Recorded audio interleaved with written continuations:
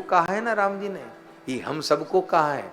जब हम वहां से आए थे या मृत्युलोक पे, तो भगवान ने हम सबको कहा कि जाओ मौज करो, लेकिन मेरे काम को याद रखना।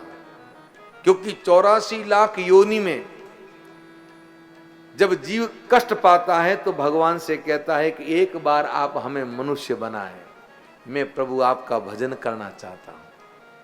और आखिर में कब हूं करी करुणा नर देही देत ईस बिनु हित समय, भगवान हमें मनुष्य बनाते हैं। और जैसे हम मनुष्य बन के संसार में आते हैं, आए किस लिए थे? बोलिए, भजन करने।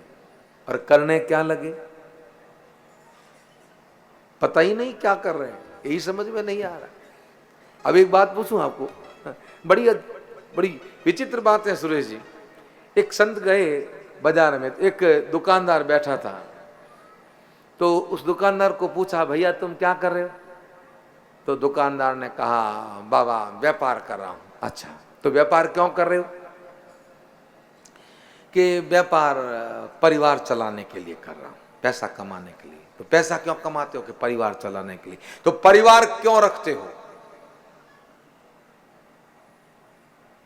परिवार क्यों रखते हो? तो कि जीने के लिए। तो जीते क्यों हो?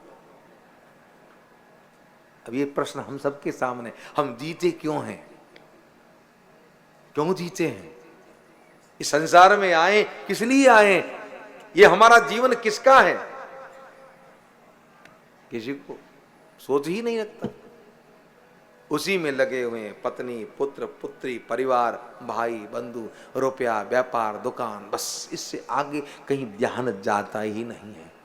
राम जी ने कहा